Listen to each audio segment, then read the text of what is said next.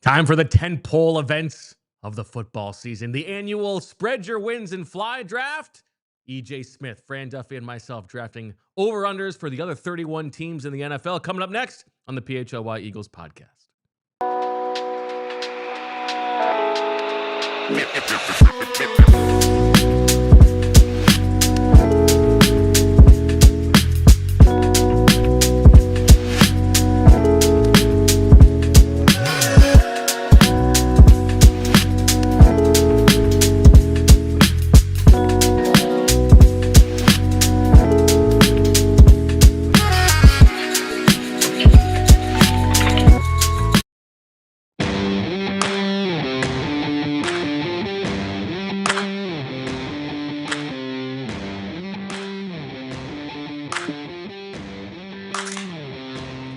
Hello, everybody, and welcome to the PHLY Eagles podcast live from the Xfinity studio, presented by Xfinity, Bet365, and True Mark Financial Credit Union. Bo Wulf, Fran Duffy, E.J. Smith. Time for one of the big events of the season, the Spread Your Wins and Fly draft. But before we get to that, we have a little bit of Eagles news. EJ, what's the latest from the NovaCare complex? A certain Britton Covey has been spotted at Eagles practice. No! Which has some real implications in studio. Obviously also on the Eagles roster, but more importantly, yes, studio. No! Marcus Epps also spotted at practice. The Eagles have filled out their practice squad. So Epps' practice squad, not correct. Active roster. Usually when it's vague like that, it means that the guy's on the practice squad. And then, Britton Covey taking that punt returner role. Usually when it's someone who's obviously giving favors to an agent, that's what it is. Yeah. That's what he's been doing all it's, the last week, but that's okay. Let's not worry about the specifics on which team he's on. He's on the Eagles. That's all that matters. Okay. But Fran, I want to say congratulations. There are two people at this table who have recently won a competition. How does it feel? You haven't won. What do you mean I haven't won? What do you mean you won? I am a co-monarch of the beat. You did, so you didn't win. I am technically still king of the beat. You tied. He is technically still the king of the beat. I'm still the king of the beat. You tied. There just happens to be a queen now. What do you mean you won? You have to play until the end. There has to be one. No, games can end. As far as I'm concerned, a tie means there's no winner. Oh, here we go. Here we go. You know what? And he hasn't won anything yet. He's just now in a very commanding position that will be very difficult for me to overtake. These reframings aren't gonna take. Yeah, well, you know what? It's nice. It's nice that you're doing this on a day when we're about to do something that I am the defending champion of. Okay. A third person won this one last year. No, you won this last year. No, I won this last year. Third person. You know what? We'll flash it up in a second, but we have those results. We have an early super chat. Professor Patrick Phoenix says, just saw a video of Willie Lampkin in practice. I mean this as a compliment. He has the funniest proportions of any NFL player I've ever seen. I disagree. There's at least one. Coming from Professor Phoenix, that's, that's taking I praise. I mean, Jason Poe. Yeah, I mean, I love that's who I was thinking of yesterday. Oh, yeah. Love Jason Poe. Jason Poe was. We were talking about how small, with quarterbacks and wide receivers, it's like traits. You want what is Bucky Brooks always says, like body beautiful. You want those guys. Offensive lineman and defensive lineman. Give me the guy that just looks completely out of place. It doesn't make any sense that they would be successful, but they are. That's my type of player. Yeah, give me Humpty Dumpty. That's Jason Poe. Jason Poe. Rolling ball of razors, as Fran said yesterday. Listen, man, I mean, I'm very excited for the Willie Lampkin here. So was Willie Lampkin at practice? That means he's healthy? He was not practicing. He was at practice in street clothes. He's wearing a jersey, but that's it. We have another early super chat from Cliffy Dos Medias. Says, keep seeing all this doomer energy on CB2, but what can be done to help them out? Won't Fangio scheme protections? Also, do you guys offer 401k matching?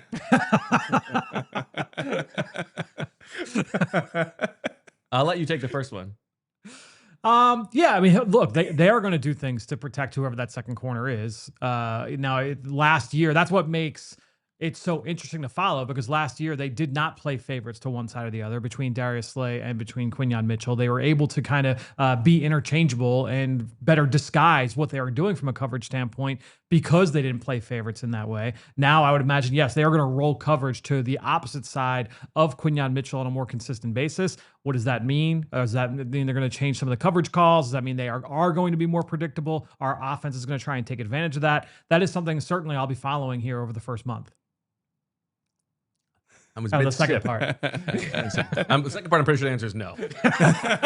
But listen, I don't think this is actually Cliff, but if it was Cliff, we'll take care of you, Cliff. We will make it work for you. Yeah, it's not, this isn't my promise. The ball is in your court. You've got all the leverage. I don't think this is Cliff. My internal monologue is like, this could be Cliff, and it's like Cliff wouldn't pay $5 for the show. Like I know Cliff, and I'm just saying like Cliff doesn't spend money unnecessarily. I don't think that's a good point. Also, I don't feel like Cliff would hide behind a pseudonym. I feel like Cliff would be the double Cliff. Cliff. Double Cliff in the chat. Yes, that's true. But Cliff, if you're listening, we love you. And we love the community. We thank you for the super chats. If you want to be part of this community, become a diehard. Now is a great chance to do it. $36 for the whole year, and you get to take advantage of this sweet new merch drop that we have. Some great PHLY Eagles shirts on there. Do your part. Like the video, subscribe, all that good stuff. Do the things for us that we're asking for because we're doing so much for you. Come on. A lot of love already for the In the Weeds Jahad Campbell video that's up on the it's great. Right with just a mystery person who you'll never know who it is, but it was fun. I enjoyed the conversation. It was a really nice job. You guys it was definitely went in depth. Who's to say that wasn't Vic Fangio with a voice? Vic Fangio. Vic Fangio. Yeah. Oh, I like that. Yeah, there we go. Okay, let's get to the matter at hand here. Now, Julia, you can flash it up now. We have the results from last year. Of course, you want to show Thanks to the professor, Danius, for keeping track. You were very close. You did a good job in your first spread your wins and fly draft. My first draft ever. Was this your? Oh yeah, I guess so. Yeah, we might have done like some more like show specific drafts, but even one of the real 10 polls. This was the first one. You did a good job, but unfortunately, you couldn't come with the king. You and somebody there tied. I finished first, which is what mattered. Oh no, I think I got that. No, I didn't get the Houston one because they ended up just resting everybody. Anyway, neither here nor there. As champion, I get to decide which draft order I want, and I think I'm gonna go second.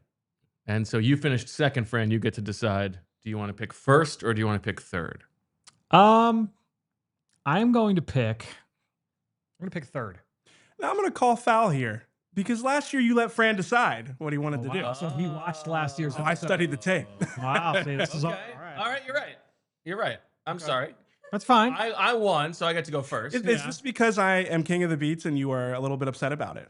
I wonder. No, I don't recognize trying to get back at me. I don't recognize your crown. You can decide whether you go first or third since you are a debutante.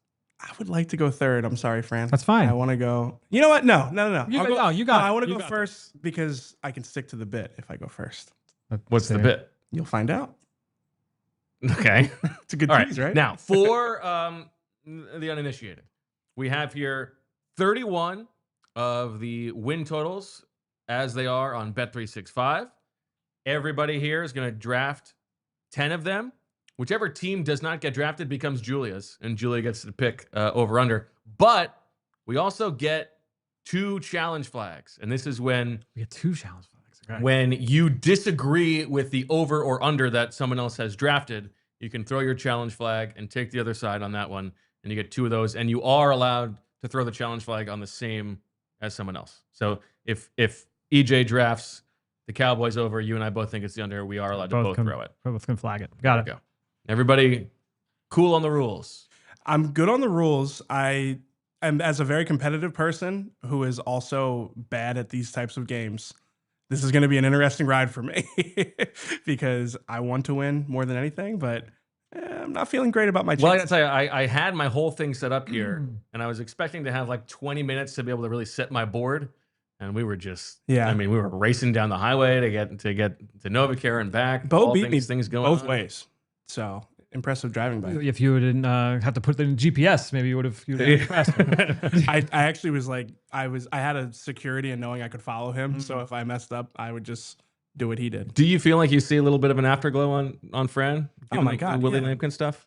He's looking. Oh, I thought you were talking about the tan. No, Which, like, no, I think he's still on, like, yeah. Look at that. It's impressive. All right, EJ, you get to go first. All right. I got to change this ordering here. Go ahead. In the spirit of the seat that I'm sitting in and the history of this game, I'm taking the over for the Kansas City Chiefs. Oh. Do I feel amazing about it? I mean, not particularly. Now it is 11 and a half wins for the Kansas City Chiefs. 11 and a half wins. You don't bet against Patrick Mahomes. You feel okay about the fact that they've got a reworked offensive line. I generally think that this is usually a good bet. And for that reason, again, in the spirit of who I am, the seat I'm sitting in, I'm going to go with the Chiefs. 11 and a half. 11 and a half is a lot. It's a lot. I'm thinking about it. I'm thinking about it as well. They went 11-0 in one-score games last year. Unsustainable. Yeah, it doesn't make me feel great about it. You lose Rashee Rice for 6 games. Thank God we have Fran because he Travis really Kelce getting. Look, I would be lying if I said that I wasn't preparing for this when like schedule release happened. Okay, so I've been taking notes for months here for this game. They got a rookie left tackle. Marathon schedule. 5 of their first 8 games on prime time, not counting Thanksgiving, not counting Christmas. That's tough. It is a long schedule, and it's unsustainable success there from an 11-0 standpoint in those one-score games. Yeah, my defense is that Andy Reid has had 11 or more wins in each of the last, really since 2018. So I think we've seen the floor of what the Chiefs can look like, honestly, last season, and that's my bet here is that the Chiefs are going to go over. I think if push came to shove, I would have taken the under. But I'm don't want not to challenge? ready. I'm not ready to throw the challenge flag here. Okay, fair. I feel. I had a slight lean to the over. Didn't feel great about it. I would not have taken them at any point, anytime soon, because I didn't feel great about that. I did it for the spirit of it, though. It wasn't. Wasn't. I have got stronger opinions on some teams, but I want to keep the continuity of the game. I'm glad you did that because you and I know that we agree about something, and I was very worried when you took the first overall pick that you were going to cuck me here. Yeah, now you're going to do it to me. The thing that I feel the strongest about the whole season right now. And listen, I love the quarterback. It's mine. He's great. It's mine too. Yeah. and the Vegas odds are leaning towards the over here. Yeah. But at 9.5 wins. Yep. They tried to come to the Hard Rock. We took it back demonstrably. They are so old and they were so healthy last year. They were so good in one-score games. They had all that fourth down luck. Their schedule is going to be much more difficult this year.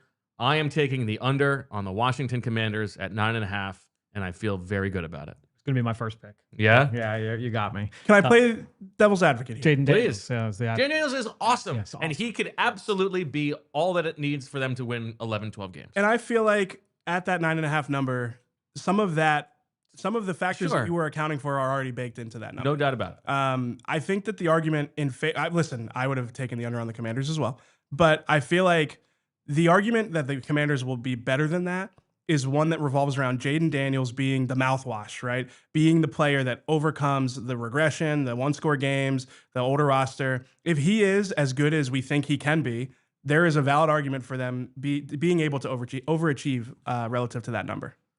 So why I felt so strong. They were going to be my number 1 pick. So last year they had 12 wins, okay? With a last place schedule, they had exactly 1 win versus a playoff team. That was that Eagles game where Jalen Hurts got hurt and was hurt for 3 quarters. Going into that game, they were the only team in the NFL to have a winning record without beating another team with a winning record, and that was in November.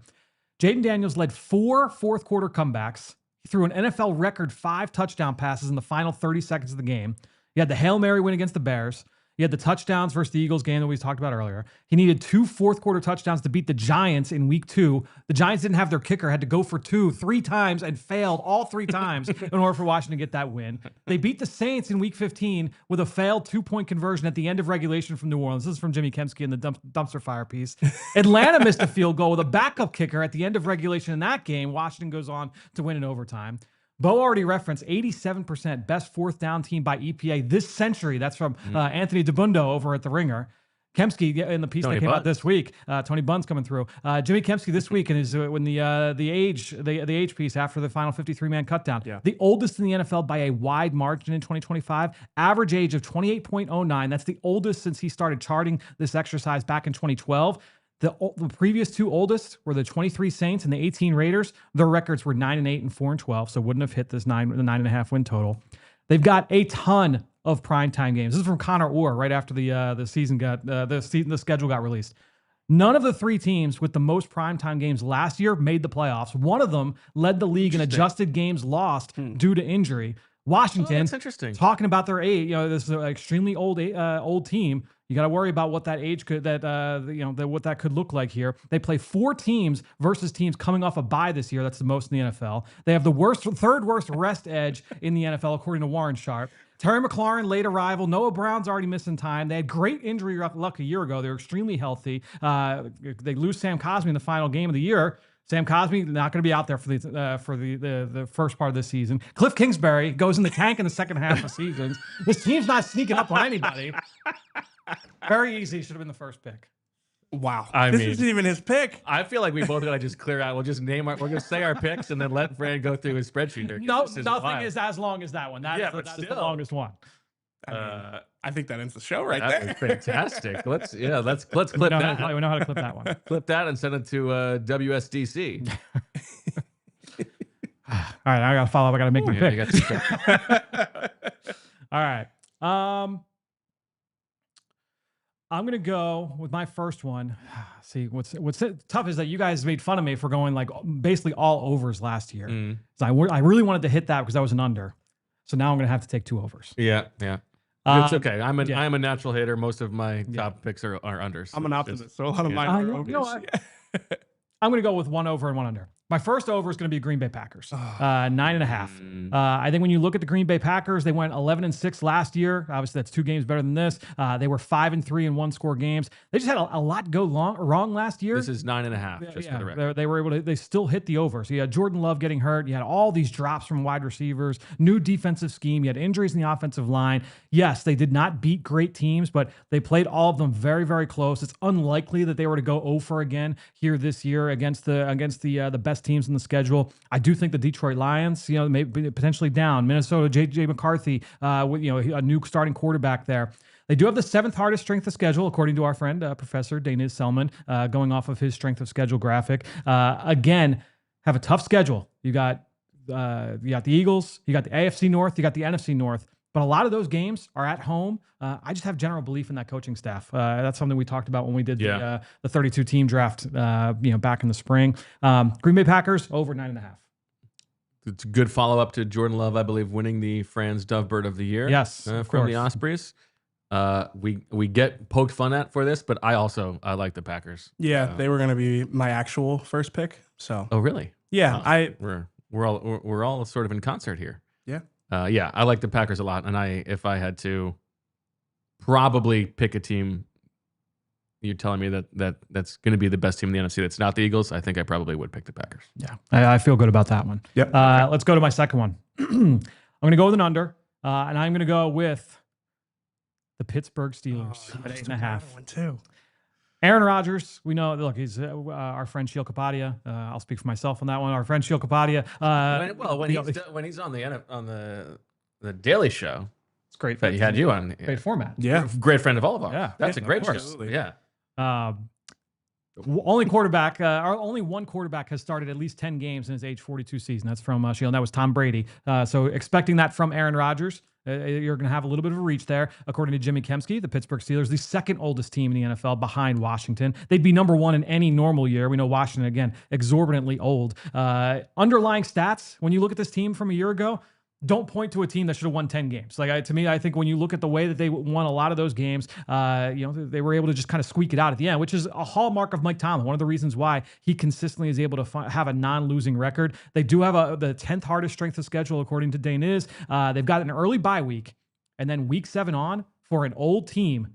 They've got the hardest schedule in the NFL, the 2nd worst rest advantage in the NFL, according to Warren Sharp. You've got Bills, Ravens, Lions back-to-back, all coming off rest advantages, in that stretch in the second half of the year. You've got Cincinnati on a short week. Pittsburgh 8.5. Give me the under there. The man is cooking. Oh my goodness. The amount of research you did for these. Listen, when you guys are in studio 5 days a week, I'm home 3 of those days. I gotta be doing something. I am impressed because the Steelers were one of my favorite picks. I feel like for as much as fact based as Fran is going to be with these, I'm mostly vibes based over here. Yeah, That's okay. And absolutely. The Steelers vibes are not good this year. All right. It's not your pick. It's mine. Oh, I'm so disappointed. I feel like this one is a little bit chalk, and I'm surprised it's as high as it is. 6.5 wins. Yeah. For a team that's starting Spencer Rattler, and then at some point is going to turn the page to Tyler Shuck. Yep. A team that was very bad last year. I mean, I'm pounding the Saints under at 6.5, and they also, I mean, they have an easy schedule. Like, I believe the third easiest schedule in football according to Daniz. So that's where this could come back to bite me. They play in a very easy division. But I find it very hard to see that team winning 7 games. They were one of the most injured teams in the NFL last year. You talked about the easy strength of the schedule. They do have the second worst rest advantage. Rest advantage basically meaning like if the Eagles the team's coming off, the other team's coming off an extra rest, so you add that up over the course of the season. Warren Sharp tabulates that every spring. So they had the second worst. So I would have gone under with the Saints as well. Over to you, EJ. After you make your first pick, and then we'll go to break. I was going to say, yeah. I'm going to go. I'm trying to see now. I'm not trying to play the game. I'm trying to play the men here. Make sure I don't. You're already twisting in the wind. I am. Trying to think about too many different things. Overthinking this. I'm going to go with the Ravens over 11.5. Okay. Again, you don't feel good about this one? Oh, my first flag. Really? Oh no, this is vibes versus facts right here. It's not going to be good. I feel like, listen, they have been one of the better teams in the NFL for the last few seasons, and I don't think that there's a lot of reason to bet against them this year. Fran is going to give me some reasons in a minute here, but no, I feel good about them. They've been like fringe Super Bowl picks for me the last few years, and I feel like I might have them in it this year. The postseason's a different discussion, though. I do think that they should be very good again this year. Yeah, to me, I don't want to pick against John Harbaugh. I don't want to pick against Lamar Jackson. I think that defense is going to be good again. So I think from a vibe standpoint, I do think that makes sense. Looking at some of the trends and some of the numbers, there are things that scared me about it enough where I went under, and I actually put them in like my second tier of like, I think I would go under. Really? So here are some of the things that popped up for me. 9th hardest strength of schedule, according to Daniz. This is a great nugget from Connor Orr over at Sports Illustrated. Every single game from November 16th, which, we're talking like the last third of the season, is played outside in cold weather. Every single game from the middle of November on. And he talked about like injury risk numbers and how they escalate when you get into the later months on the outside. And this is a team that is old. You have Derrick Henry, you got Lamar Jackson, you got Ronnie Stanley, you have Mark Andrews. A lot of the key pieces in this offense are on the older side or have had injury risk in the past. And this was a team that had great injury luck a year ago. They had by far the fewest in terms of like adjusted games lost due to injury from a year ago. They won 12 games last year, which is only, that's would have just cleared it. They had the 11.5 mark for this fall. They went 12-5. They were 5-5 in one-score games, which is fine. It's right down the middle. But 2 of those 12 wins came in nail biters to Cincinnati's. 2 classic wins. I expect Cincinnati to be a little bit better this year. Are they able to match last year's output with a harder schedule? That's why I leaned under. Pittsburgh should be worse. Yes. And, listen, I can hear a storyline developing at the end of the season. All those cold weather games got us ready for the postseason. We got through that and showed that we could make a Super Bowl run here. Let them get the golf clubs out. I think I'm mostly going to be betting on good coaches and good quarterbacks. Yes, maybe that's a good way to introduce myself to this game. So I feel okay about this, but now, and again, the other thing is I want to pick teams that I actually believe in so that if it goes wrong, at least I went with my gut here. I think that's a good way to look at it. Fran's going to be rooting against the Ravens all season now. Yeah, speak for yourself. All right. We will hear what your next pick is, EJ, after this break. So the other day I'm over at Fran's house, and he's ready to watch football. He's ready to do some guys. But his setup, total mess. Lagging, buffering, and switching between apps trying to find the game. He claimed he was a big fan, but I feel like I was fan-fished. See, if you call yourself a football fan, you gotta have Xfinity. It's the ultimate sports destination. You can find the best games and your favorite teams all in one place, and the way you watch is next level. It's the perfect fan flex, not a Fran flex. I've got the action right in my living room, plus Xfinity's best picture and sound with enhanced 4K make it feel like you're in the stadium. Sometimes you can even have 4 games going at once, because why not? On top of that, you get real-time notifications and live stats right on your TV. It's the best seat in the house every time. Next game day, make sure that the big fan isn't a big fail. Learn more at Xfinity.com. Xfinity, imagine that. Restrictions apply. Multi-view requires Xfinity 4K capable TV box.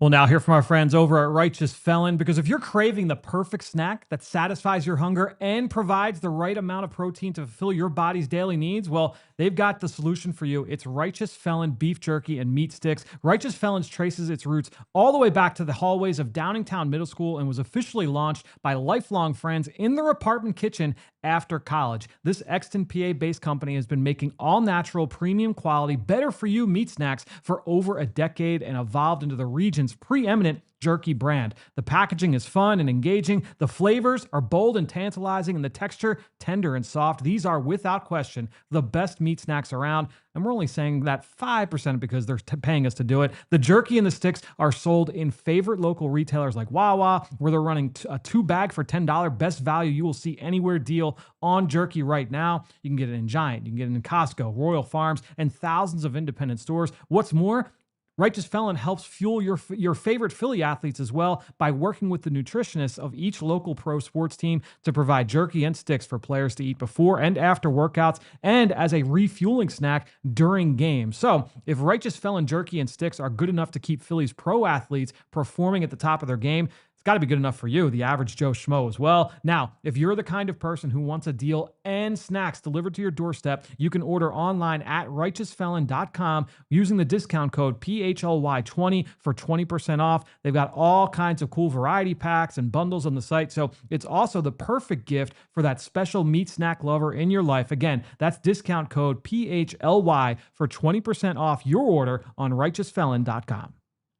Couple super chats before we go to EJ's third round pick. SRG 5007 says, shout out to EJ's normal size water bottle. And Fresh Prince says, what are your guys' thoughts on the creeps saying the Eagles broke an unwritten rule by claiming Big Willie after he was waived injured? Unbelievable. If it's someone that was credible had said that, would you? I would imagine like the outrage that you would have from that kind of a statement. What? I haven't seen. Is this? Oh yeah, it's like a thing. It hasn't been like it's not like a real thing. It's okay. From Rams fans or Rams? I think like a Rams blog or something. Okay. Where it's like, oh, it's an unwritten rule that if you wave injure someone, you're supposed to just let them go through to injure. All the other 31 teams abided by this unwritten rule. Grow up. Very funny. Plus, like, I mean, the guy was undrafted and he played in one game. Right. Like, let us have our fun. Yeah. Okay. All right. Over to you, EJ. That person needs to get a life. That's the answer. Yes. All right. So with this one, I'm betting on a coach, maybe a quarterback. I'm going with the Atlanta Falcons over. 7.5 is the line for the Falcons. Yes. It's a good one. Yeah, I feel like I have an appreciation for what the Falcons have built offensively. Drake London is like very randomly like one of my favorite players in the league. Just because he's like, I like players that make you multiple out of different personnel groupings. And Drake London is the type of big-bodied receiver that, at least in theory, can contribute in the running game. I like what they can do offensively in the running game with Bijan Robinson. And Michael Penix, to me, is at least mildly interesting. I like Michael Penix. Yeah, I'm looking forward to watching him play. I don't think he is like, the reason I throws kind a beautiful ball. Yeah, and the lefty thing too, you know? Yeah, I love a lefty. So for me, shout out Julia. Yeah. You're a lefty? Yeah. Did not know that. Lefty synergy here. Yeah. To me, like I didn't love him as a draft prospect because I just didn't think he had the ceiling to really get there, and especially as an older prospect. But if you're telling me that like the Falcons went 8-9 last year and Penix is a starter this year, I feel okay about that. Yep. So this is a bet on that, along with Raheem Morris.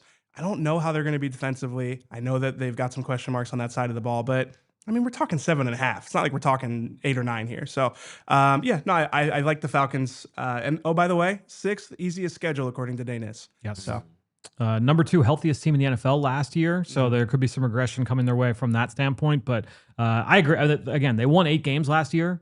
I don't think that they're a worse team, so I'm with you on that one. I had that as an over as well. I got a weird one here that I'm going to go for. I got to find my overs. Yeah, because otherwise I'm just banging the unders. And I'm betting on the vaccine bump here. Oh no. Okay. The New York Jets at 5.5. You get the stink of Aaron Rodgers away. You get like a grown man in charge. I like Aaron Glenn. I don't really believe in Justin Fields as a starting quarterback. See, this is why you should have let me have this, because I do believe in Justin Fields. I'll never give up. I'm the Justin Fields truther. There is some there are some blue chip players on this team. Yeah. And Sauce Gardner and Quinnen Williams, even Garrett Wilson. I think they can do enough in a bad division, the 2 other teams in the division, with a relatively easy schedule, not the easiest. I think it's 11th easiest according to Daniels, to get me to 6 or 7 wins. Really, I'm betting on the Aaron Rodgers is gone. Everybody can be a human being again. Boy, wasn't that weird last year? Like, that was terrible. They're gonna a little dead cat bump here. I like that. Yeah, I don't hate that logic. It's early. I'm surprised you went with this. I need to find my overs. The reviews from Justin Fields in camp have been very up and down. It's been like a thing where a lot of the reporters are like, oh, he doesn't look great. Like, can they give Tyrod Taylor a look? Camp is not going to be a thing for him. I think that's fair. That's not Jalen Hurts early career. Like, you don't judge him off of practice. Yeah. Okay. All right. Going to mine. Stop looking at my screen. I'm not. I can't see. I can't see. I was looking to see if you had like a bunch of notes on the Jets. No, I actually did not have any notes on the Jets. All right. So first one, I'm going to go with. This number was really low for me. 8.5 wins for the Minnesota Vikings. Yeah. I will take the over there, mainly because of my belief in Kevin O'Connell. This is a vibes pick, EJ. Okay, because, love that. Tough schedule. Bring you over to my side. There's a lot working against them. To your point, Bo, number 4 hardest strength of schedule according to Daniels. They've got an international doubleheader. They've got a couple weeks after that, they have a Thursday night West Coast trip, which they're Central Time Zone, so it's only 2 time zones over. But still, like, what are we doing? You're sending a team on the road for Thursday night out west. You've got an unknown quarterback coming off injury. They were the 3rd healthiest team in the NFL last year, so there could be regression coming their way, especially considering the fact that they spent big money on guys that are either coming off injury or that are older players along the defensive line and the offensive line. Justin Jefferson's already hurt. Jordan Addison's already suspended. That said, they won 14 games last year. I just don't know that J.J. McCarthy is 5 games worse than Sam Darnold. You get Christian Darrisaw back. I'm just betting on Kevin O'Connell. I don't need them to win 14 games this year. I don't need them to win 12. I just need them to win 9 or 10. And I think they'll do that with this group. So I feel good about the Vikings there. Yeah, I mean, it feels like it is a harsh line that is telling you that Vegas does not believe in J.J. McCarthy. Yeah. And it's a big unknown. I get it. Yep. But I think you explained it well. All right. I'd like to throw a flag, but I can't do it. Yeah. Next one. We're going to go with an under. I'm going to go Cleveland Browns 5.5, the under. You know what? Yeah? I'm throwing the challenge flag. Oh, big believer in Joe Flacco. First off, Joe Flacco went to the University of Delaware, where my Julia maybe attended. So maybe I'm a little bit in the tank for Joe Flacco. But you just said that your belief in Kevin O'Connell is leading you to feel okay about the Vikings. What about Kevin Stefanski? I like Kevin Stefanski. I like Andrew Berry. I think they have good leadership there. We saw what Myles Garrett and that defense could be. Yeah. They've got the 6th hardest strength of schedule, according to Daniels.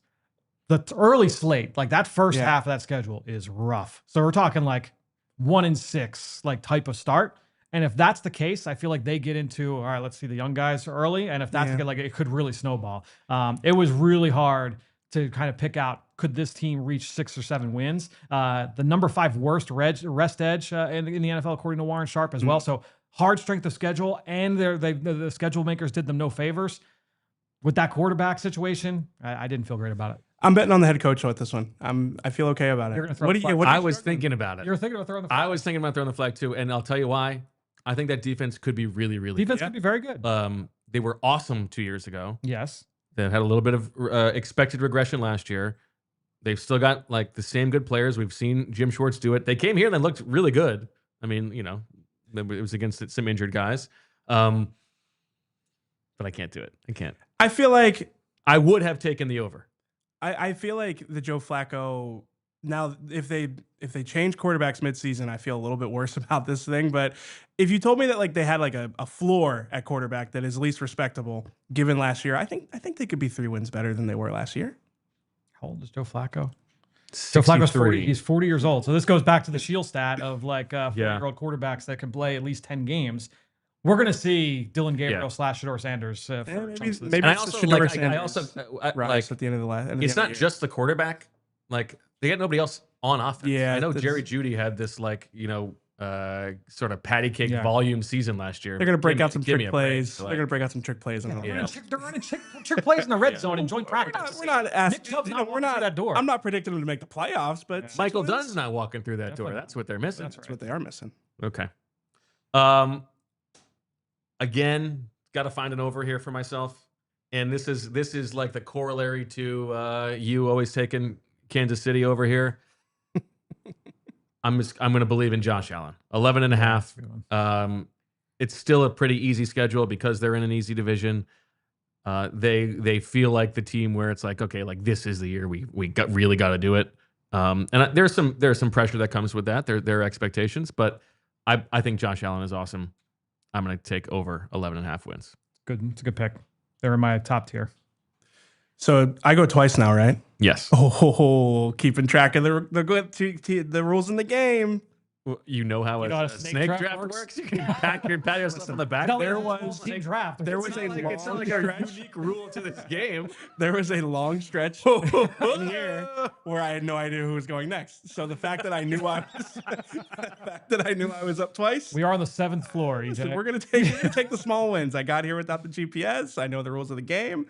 All right, I am going to go with the Raiders over 6.5 wins.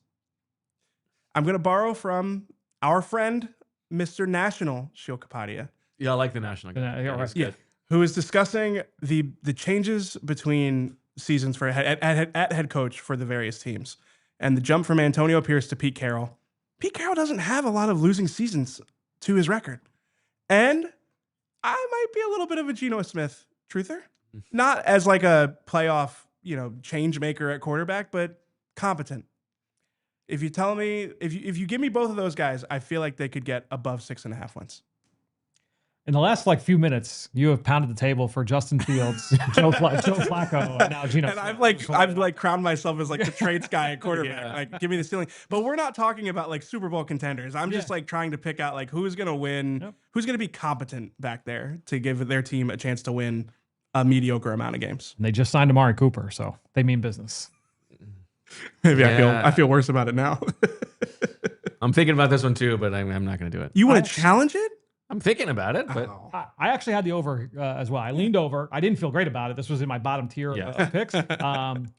From our friend, the national reporter, Shield Kapadia. Pete Carroll's never won fewer than 7 games in a season. There you go. It's pretty good. It's a pretty good stat there. Okay, I'll get one more, EJ. I don't know if you knew that. Yeah, I did know that. I am taking the under. I'm going to be a hater on the Indianapolis Colts at 7.5. 7.5 wins for Danny Jones. I feel like the change to from the prospect and the upside of Anthony Richardson to Daniel Jones puts a really hard ceiling on this team. And I'm not inspired looking through their depth chart. So yeah, the vibes over there, not great. I'm taking the under. I think it's a good pick. I would take the under there too. That one, it's one where like I'm surprised it's not 6.5. Yeah, they're starting Daniel Jones. It's not like they've got this like ready-made great defense. Yeah. Your bet here is just they play in a bad division if you believe in them. Yeah, but I mean, we'll get to the other teams in the division. So okay, yeah. All right, I can get back to my hater tendencies now, and this is one where like 9.5 is not a crazy number, and there's a good chance for them to go over, but I'm just calling BS on like the national push behind the Tampa Bay Bucs as a Super Bowl contender. Yeah, like good one. okay, they had a good bounce back. They had 2 good years with Canales and Liam Cohen. We're just assuming that Baker Mayfield is an elite quarterback now. They've got Tristan Wirfs battling injury. Their defense is old. This team feels like they're not who everybody thinks they are. I'm going under on the Bucs. Yeah, I agree with you. I thought you were going to go with another team that was at 9.5. Okay. And I was getting ready to throw a flag. Okay. I agree. And this is like all vibes based because a lot of the numbers would point to them being able to sustain this success. Their schedule's pretty easy. Yes. The only thing that is sticking in my mind where I'm like, oh, like maybe there's something here. They were like crazy efficient on third down last year, and it was like that Eagles 2017 season where even on third and long, they were better than half the teams were on all third downs, and that's going to regress. The guy that was in charge of third downs last year of that third down offense was Josh Grisard, who now got promoted to the offensive coordinator. So and they kept him from leaving with Liam Cohen. They kept a lot of that staff from leaving. So maybe that's another thing.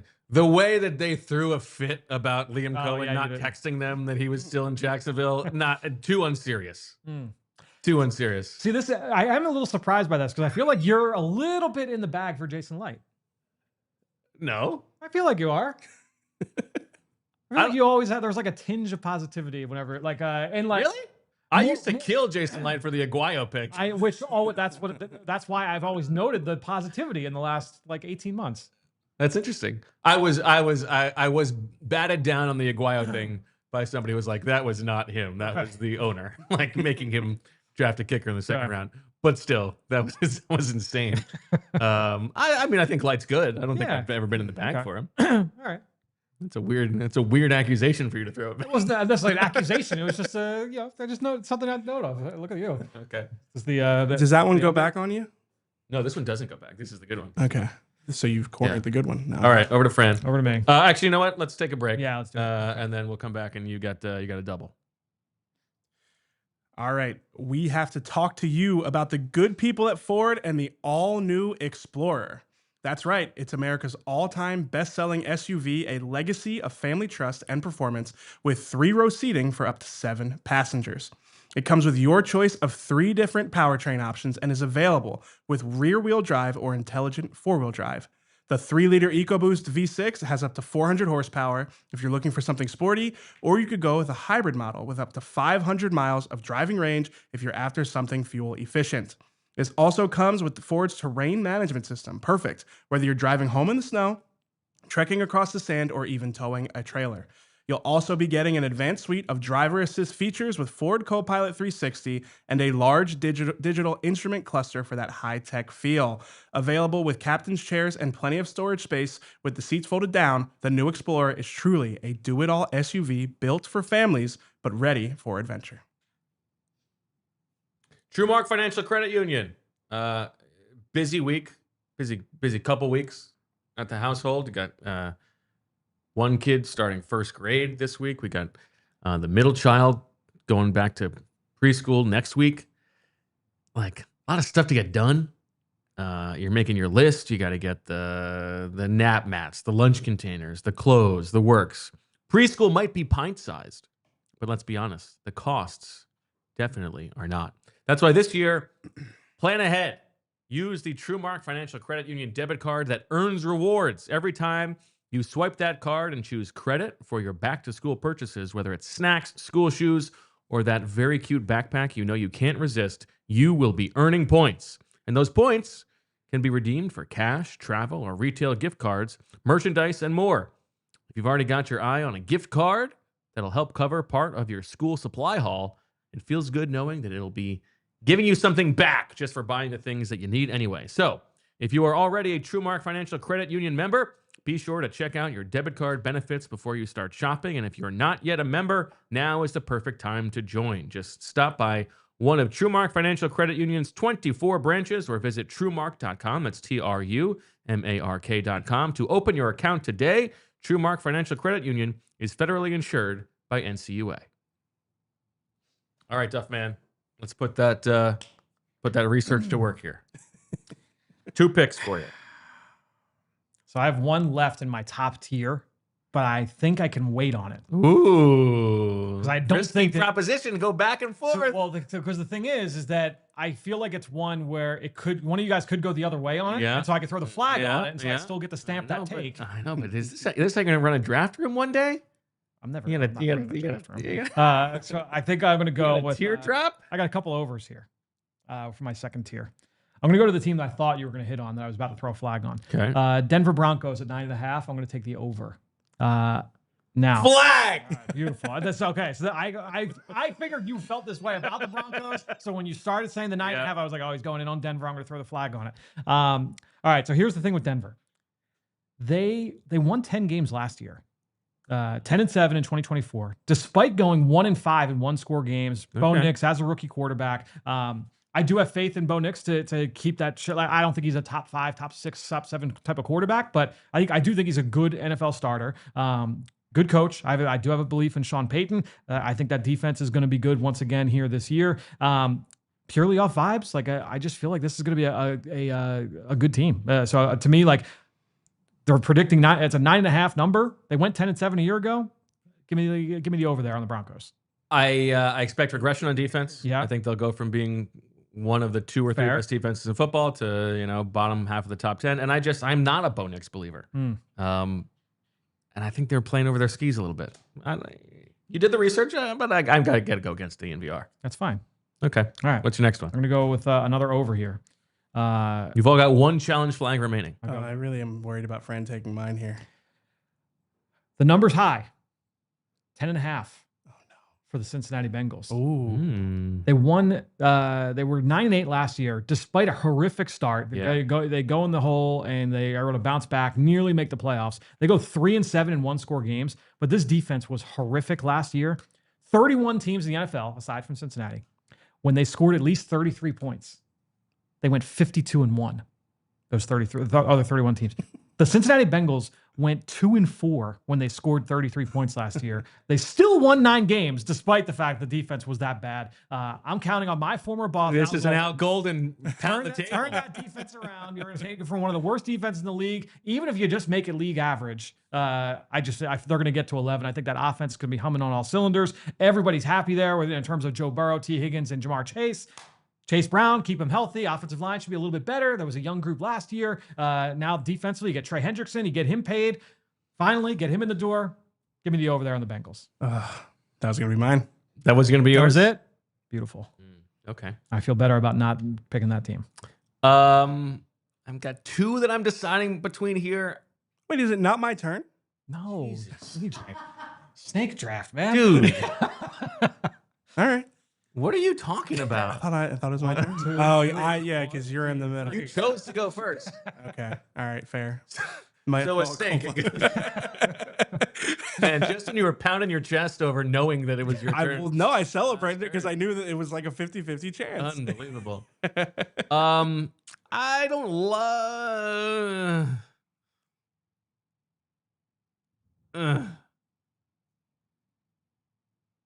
I'm going over Dallas 7.5. I don't feel great about it. You did this last year. Did I? Yeah. And they didn't obviously go over. I'm betting on Dak to stay healthy. I think the Pickens addition. This is the corollary to me betting against the Commanders. I think somebody else is going to ascend in the division to be competitive. I think their offense can be good enough. I think the defense will bounce back a little bit. They can't be as bad against the run as they were last year. I'm taking the Cowboys. I'm challenging. Wow. There's just, I feel like we're at the point in the draft where these are starting to get harder to call. We've taken the ones we feel really good about, and now we're getting to the point where it's going to be a lot of ones that I don't want anything to do with. Wow, both of you. The Cowboys have that catastrophe potential.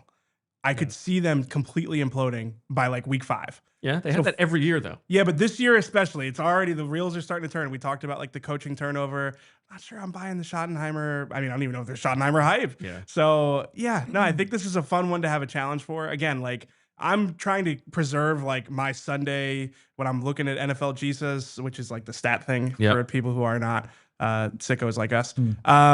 when I'm looking at that, I want to have some things that I actually want to look at. Mm. And yeah, seeing if the Cowboys are losing, that would be interesting. So, So you default to calling it Jesus to people that don't know what it is? I always defer to calling it GSIS. Always Jesus. I call it Jesus to everyone who knows that it's Jesus, but I feel like if you say it to anybody and we're saying it to we should explain it. Yeah, we should explain it. This is like the media database for statistics. Okay. The NFL had sex with nobody.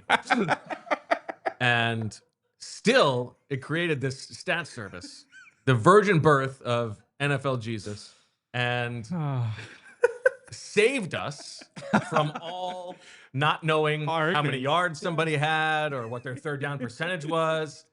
And we thank it every day. Is that like the way the website is so like outdated? Is because it died for us?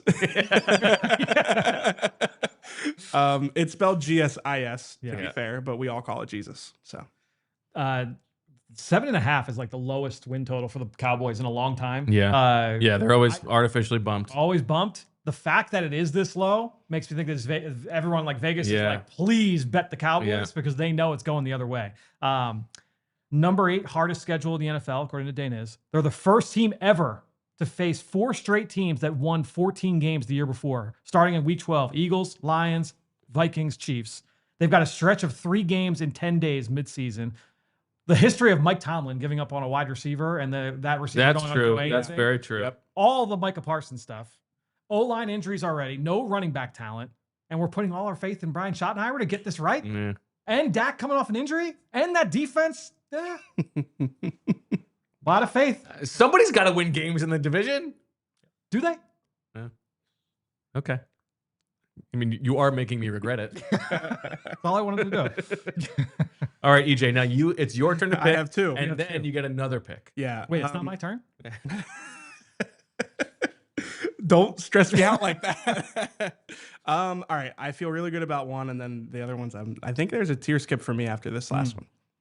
I am going to go back to my roots here. Bet on the coach and the quarterback. The Houston Texans over 9.5 wins. I had him as an over 2. The offense, I think that we are writing off the offense a little bit more than listen, CJ Stroud did not have a great second season. That offense was just completely. I like this one. Yeah, completely disjointed. I'm betting on CJ Stroud elevating that group around him being a little bit better, and then D'Amico Ryans in that defense just being in the distraction. They have like a so handsome on the sideline. Yes, well, of course he's hard to miss on the sideline, but his defense is fun to look at too. You know, it's a good defense. So yeah, I feel good about this one. After that, I don't like a lot of these. Yeah, it's tough. Yeah. So I think I'm gonna go. I'm gonna try and do this off of vibes and have fun with this. I'm gonna take the under for the Arizona Cardinals at 8.5. You're just playing. You're just pandering now. Yeah, no, I'm just trying to have. Yeah, fun you've with now this. gone under Steichen and Gannon. Right. Well, Steichen, it didn't have much to do with Steichen. It had a lot more to do with the organization and the decision at quarterback. The Cardinals, I don't know. Don't they just seem like doomed to just be mediocre every single season? Yeah, I mean sub-mediocre. Yeah. Yeah. So. Yeah, I mean I'm not a believer. Yeah, I know you're not a believer. I don't know. I'm waiting to hear what Fran has to tell me about the me too. Cardinals. I actually was doing a slight lean to the over here, but I didn't feel great about it. Number 6 best rest edge in the NFL, according to Warren Sharp. They were 8-9 last year, so they were just on the brink of this with all the injuries on defense. They were 3-4 in one-score games. Nothing that really like moved the needle. I don't love the fact that they're still facing injuries again. Like Walter Nolan starts on PUP, BJ Ojolari on PUP again. So I didn't feel great about the over. I was definitely on the fence about Arizona coming into this. Okay, it is now Bo's turn. It's now my turn. I'm between 2 here that I'm a little bit tepid on, but I'm gonna go. Listen, I've been critical of the deification of Justin Herbert, but 9.5. I know the Vegas leans towards the under. I'm going the over here. Wow. You know, I do my my one little trick is the defenses who were good last year but didn't get a lot of takeaways. So they're going to get some positive takeaway regression. It's a great one. The Chargers were 6th in EPA per drive, but only 13th in takeaways, which is not a huge disparity, but enough to make me think they're going to get a little bit of a boost. I think the defense is good. I think the offense will be better than it was last year. I know that they lost the offensive lineman, but I think Herbert's probably going to choke in the playoffs again. But I'm taking them to win 10, 11 games. How was Buffalo in that little defensive exercise? They didn't qualify. Yeah, I didn't. They weren't. They were not. They would were the not other have been way. good. They were the Too other many way. takeaways. Yeah, too many Yeah, takeaways. yeah. Ton of takeaways. So there you go. Yeah, I was leaning under with the Chargers, but I didn't. That was another one I didn't feel great about. But I think we're reaching that point in the draft where this is going to be a tough one. No. Fragile offensive line. The thing about the Chargers, not counting the Brazil game, they've got 6 East Coast games this year. Not an easy schedule. They fly. They're the team that flies the most miles in the NFL this year. So it is a tough schedule from a travel standpoint. Okay. It's Fran's turn twice now. That's right. Thank you, EJ. And I made the right bet that my team was going to make it back. This is your top tier still. Yeah, it's a top tier one. It's bad work by us. And it's an under. It's going to be a little shocking. I still actually don't feel the fact that this was in my top tier. I don't feel great that it was in my top tier. I'm going to go Detroit Lions. Yeah. Under. I know. There's a team that went 15-2 last year. There were 6-2 in one-score games. That said, the number 2 hardest strength of schedule in the NFL, according to Dane, is they do face 5 teams coming off Monday Night Football games the week before, so they get a little bit of a break that way. The number 1 best rest edge in the NFL for that reason, according to Warren Sharp. But you lose Aaron Glenn, who Bo loves. You lose Ben Johnson. You lose Frank Ragnow late in the offseason. 7 of their road games this year come against 2024 playoff teams. Aiden Hutchinson was Defensive Player of the Year before the injury. Does he come back still at that level? Does he hit the ground running at that level? 2 new starters in the interior offensive line. I'm gonna be honest. A lot of the vibes, from listening to Jared Goff and Jameson Williams and guys talk about the offense and the changes they're making. I'm not feeling great about it because they're it gives us more freedom and we're excited about that. Oh, I don't like that. I don't like that. No, I want you guys playing within structure. I want you guys doing exactly as you're told. And it sounds like they're going the other way on it. I think that schedule last year, I mean, we talked about it a year ago when I think we took the over with the Lions where, Jared Goff doesn't play a game outdoors and plays 1 game outdoors all season. The schedule is not as favorable this year. It's a good one. I think Minnesota is high still. I think Green Bay is high still. I'm going to pull the lines back a little bit. It's 5 games back, though, is the only thing. The fact that they won 15 games and I'm picking them under 10 or under is a little scary, but I'm going to go Lions under. What stands out to me is Dan Campbell has talked over the last few years about the fragility of what the team that they built and the fact that it's not going to last forever. So, I mean, he's kind of been warning us about this. Yeah, you can see it. You can sort of see it. Oh man, it really was. That was their chance. Maybe it was all Ben Johnson, and depending on how things go in Chicago. But they lose those guys. And does Dan Campbell's, I'm not going to say shtick, but does his personality still work if they're not as good? I kind of think it does, but is it enough? Is it enough? Yeah, I think that's I think it's the right one. Okay, you got one more. I'm going to go with one that's not going to be popular. Oh, I know what this probably is. More popular than Bo's assertion that Dallas is going to win the division, as he says. But I know where you're going. San Francisco 49ers, 10.5. I'm going to take the over here. Number 1 easiest strength of schedule. So easy. Extremely easy schedule. Not only that, they don't play 1 team coming off a bye this year. Number 2 most injured team in the NFL last year, so you expect some positive regression back towards the mean there. Christian McCaffrey seems like he's fully healthy. All reports are that he looks great, sounds great. He's the only one in the backfield that is healthy, but it sounds like he's fully healthy. What does the wide receiver situation look like? That'll be up in the air. But I expect that this team's going to be able to run the ball. I expect the defense to be better than they were a year ago. I like the Robert Saleh hire at defensive coordinator. 10.5 is a big number, but I would expect them to be over that total by the time we get to December. I like it. That's what I would have gone to. I think it probably would have been my next pick. Yeah. Is there another tier skip here for you guys? Does it feel like? I feel like I have one more in my little one here, which is not exciting. And this is I don't feel good about this. Oh no, I have 2. I think that the offense has sort of run out of ideas. They're a little bit fraudulent. I'm just going on my thing. 7th in EPA per drive on defense last year, but 27th in takeaways. 8.5 is a big number. I thought it was going to be 7.5. Yeah. But I'm taking the Dolphins over 8.5. At every turn this offseason, you are willing to bet on Tyreek Hill. Miami Dolphins. Every turn. When we did the 31 or the 32 team draft, you took Tyreek Hill. Yeah. You just did a fantasy draft, you just took Tyreek Hill. Here you are again in this draft, taking Tyreek Hill and the Miami Dolphins. Bo in the tank for Tyreek Hill. I have too many overs. I have 5 overs and 3 unders. What am I doing? I'm not staying true to my personality. Unbelievable. I think you know a guy. Ugh, all right. I'm not happy. It's overtime, overtime.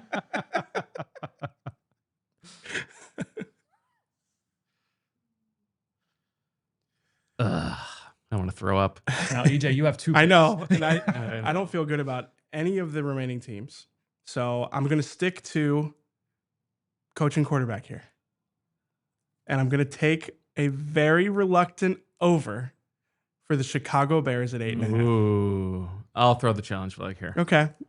I leaned under here too, but I not enough that I would have challenged it. I mean, I am putting an irrational amount of faith into Ben Johnson and Caleb Williams being the partnership that Chicago Bears fans hope that they will be. And that's as simple as it is. Do I feel great about it? No, but you buy stock in the former number 1 overall pick. It's not the worst thing. My issue with the Bears, I believe in Ben Johnson, and I believe that he can make Caleb Williams better. I do not believe in that front office. I think they have put a bad team around him. Yeah. Like putting your chips into the table for Joe Thuney, no thanks. They've drafted terribly. That's what I'm betting against. I think that's fair. But again, Yeah. I've got a philosophy. This will be like a fun experiment, like the guy who went completely off of vibes, and then like the guy who did all the research. The problem is the teams that they still have, I kind of lean over. I need some unders. Why did I hate more? Well, let me ask you this, EJ. So if you like Chicago as an over, who do you like as an under in that division? Who do you like to take a step back? I thought you made a good point about Detroit. Yeah, I think the Packers are going to be just as good. I don't know what to make of the Vikings. Minnesota. Yeah, I don't feel strongly either way. The 1-score games from last year did make me nervous though. Yeah. So I think there's wins there for them to pick up. You have another pick. Yes. I do. I'll tell if you want to take a second, I'll read everybody who's left. Oh yeah. Oh, I've got this too. Who is left? Track. Carolina 6.5, Jacksonville 7.5, the Rams 9.5, the Patriots 7.5, the Giants 5.5, the Seahawks 8.5, and the Titans 5.5. I appreciate you stalling for me. I'm going to go another over. I'm an optimist. I'm going to go Rams over 9.5. The thing is that this one, it's not fun because you're just betting on is Matthew Stafford healthy. Question. Yeah. Right? Yeah. And I mean, their pass rush is really good. I know the defense as a whole is not as convincing, but they do have, talent up front. I'm a little worried about that offensive line too, though. So even if Stafford is healthy, like how long Lose Lampkin and McMahon. What are they doing over there? They lose Lampkin and McMahon. It's true. To be fair, like Lampkin should have been allowed to get to. Yeah, like, unwritten rules. Yeah, I think I probably would have taken the under. I think I would have too. But yeah, you don't feel it's just because you're betting against his health. Yeah. All right, where am I going to go here? Who can I hate on? You know what? I can hate on the Patriots. Yeah, 7.5. The Vegas odds are leaning for the over, but I do like Drake May, but like this idea that like Mike Vrabel is an instant fix for everything that ailed them feels a little bit silly to me.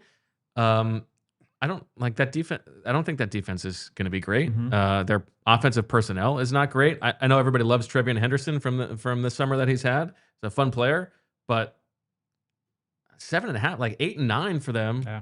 After the way that they looked the past couple seasons, that seems like a stretch. So I'm taking the Patriots under. Yeah, that's like a very popular over. Everyone keeps saying like, oh, this is an easy like take the over here for New England. They were the number 3 most injured team in the NFL last year. They have the number 2 easiest strength of schedule this year. Mike Vrabel has gone over his win total in 4 of his 6 seasons as a head coach, but he didn't do it in his final 2 in Tennessee. That is a high number, and this is a team that won 4 games 2 years in a row. Point differential last year of -128. They weren't favored in a game once all season last year. That's a lot to say. Like, all right, we're gonna completely go the other way. They're gonna basically go 500. Yeah, I leaned under there as well.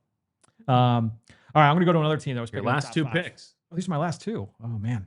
All right. Try to keep up, Fran. I mean, come on. All right. I'm gonna go with a team that was picking number 1 overall, Tennessee Titans, 5.5. I'm going to take the over. I like the over too. That was going to be Take my the last over. pick. Yeah, I like Cam take the Ward. over. Let's make it happen. Give me Cam Ward. I think that when you look at this team, number one, I mean, the quarterback play there was horrific last year. Special teams was historically bad, like lost them multiple games last year. The offensive line was the worst in the NFL. So the offensive line has definitely improved. They put money and draft picks there, and I think that you get some guys healthy back. I feel good about that offensive line. Quarterback should be better. Really couldn't be worse than what they had a year ago. Tony Pollard's a year removed from his injury. The special teams should improve. And honestly, like Denard Wilson did an awesome job with Tennessee last year. And being in year 2 with a healthier secondary, I feel good about that. Number 4 easiest strength of schedule according to Dane is, and they've got 2 games against the Colts, 2 games against the Jaguars, and you got Patriots, Raiders, Cardinals, Browns, Saints. Like, there's 6 wins in there somewhere. Man. There's 6 wins in there somewhere. I wish I needed an under though. You needed the 8. So I'm gonna go Titans over. I like that. I like that one. And then, this is a tough one. Carolina 6.5, Jacksonville 7.5, Giants 5.5, Seahawks 8.5. The last round of the Spreads Your Wins and Fly draft. I really don't feel good about any of these. These are tough.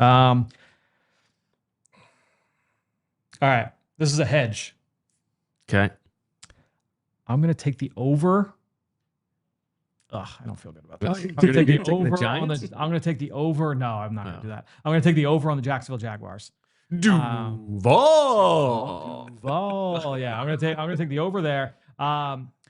This is a team. Obviously, look, bad division.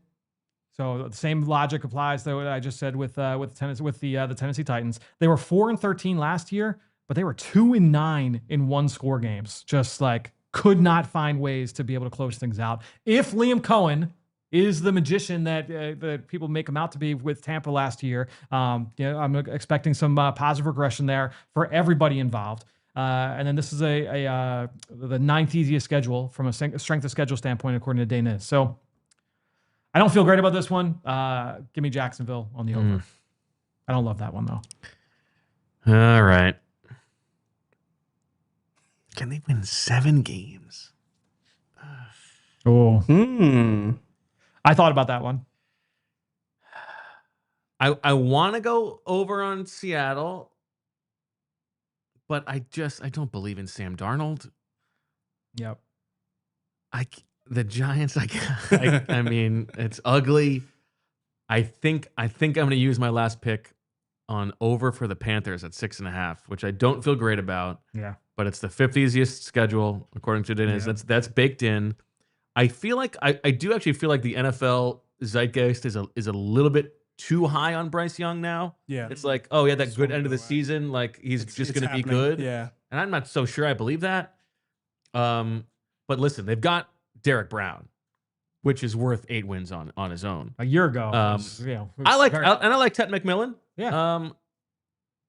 I don't feel great about them winning 7 games, but and I'm also betting against the Bucs. Yep. I'm taking the Panthers over. Most injured team in the NFL last year in terms of adjusted games lost. I knew that. That's very important. Yeah. So look, this is a team. Could they sneak in 7? They could. Yeah. I thought about that. Yeah. All right, EJ. What were your 2 challenges? Denver under 9.5 and Chicago under 8.5. I thought you had one left. Okay. Yeah. All right. So EJ, it is down to you. I don't make picks. There's 2 left, right? Yeah. There's 1. You only get one, and then Julia gets to choose the last one. All right. So you get the Giants 5.5 or the Seahawks 8.5. Do the right thing. What's the right thing? Come on. We got to know who your audience is. Take the Giants under here? I mean, I don't feel great about any of this. You know what, Julia? Why don't you make the pick? You can't change Oh, the game. no. Unbelievable. I'm being No. Be a man.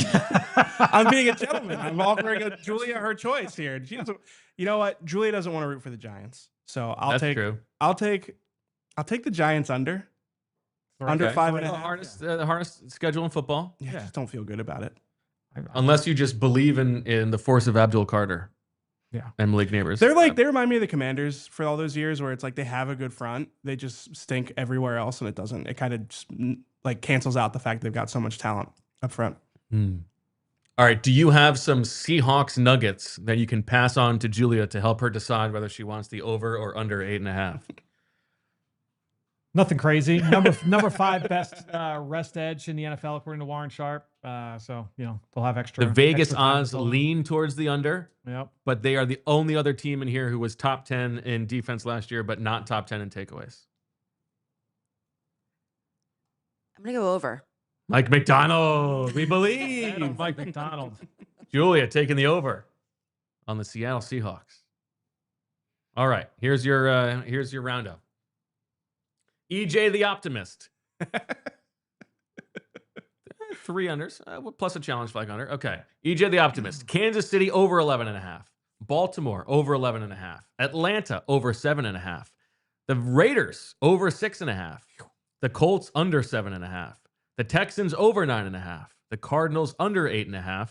The Bears over 8.5. The Rams over 9.5. The Giants under 5.5. And threw his challenge flags on the Browns over 5.5 and the Cowboys under 7.5. Bo, usually the hater, didn't lean enough into his tendencies, but he is the defending champion. Commanders under 9.5. Saints under 6.5. Jets over 5.5. Bills over 11.5. Bucs under 9.5. Cowboys over 7.5. Chargers over 9.5. Dolphins over 8.5. Patriots under 7.5. Panthers over 6.5. Broncos under 9.5. And Bears under 8.5. Too many overs. You think you know a guy. Unbelievable. Fran, the analyst. Packers over 9.5. Win. Steelers under 8.5. Win. Vikings over 8.5. Loss. Browns under 5.5. Win. Broncos over 9.5. Loss. Bengals over 8.5. Loss. Lions under 10.5. Win. 49ers over 10.5. Win. Titans over 5.5. Win. Jaguars over 7.5. Win. And your challenge flags on the Ravens under 11.5 and the Cowboys under 7.5. And Julia, all her turkeys on the Seahawks over 8.5. How do we feel? I feel okay. I'm gonna have to review this tape. I'll be better for next year. But listen, I think there's a chance that I still win. So Okay. I'm gonna be honest. Uh-oh. Between the snake misunderstanding and then your admittedly bad math skills, I'm a little worried for the start of Swooper next week. Yeah, I mean, I am more than a little worried. I'm a little worried. I've been about the start of Swooper. messaging Dana like, you need to go easy on me. I hope he doesn't. Tomorrow's show, 2:00, will be EJ and I doing some sort of big picture Eagles thoughts. Before we'll do that, Fran, since we're not going to talk to you tomorrow, is there anybody you feel like among the stars of this team that we haven't focused enough on, or you're expecting like a big season from? Tomorrow's going to be sort of a pound the table day. Okay. I mean, it's tough because There's a lot of stars. There's a lot of stars, and we've talked a lot about the guys that we're expecting to maybe take that next step. I can't go out on as big of a limb as EJ went for Moro Ojimo yesterday, calling for like 10.5 sacks. Oh, come on, no. Over under Don't, like please don't do this to me. You're saying that he's better than a guy that got $100 million a year contract. He had 5 sacks in the regular season last year. That's what I'm saying he can outperform. Please do not overstate my Moro Ojimo. You said the floor is he's better than Milton Williams. So you're gonna come at me and like overinflate my belief in Moro Ojimo, but you're gonna let him over here talk about Darius Cooper being like the third receiver on this team and just let that slide? I have been steadfast in my belief that he overinflates Darius Cooper. I have said that numerous times. Yeah, you think the guy's in the Hall of Fame already? I think he's more likely to go than Moro. That I disagree with. Yeah.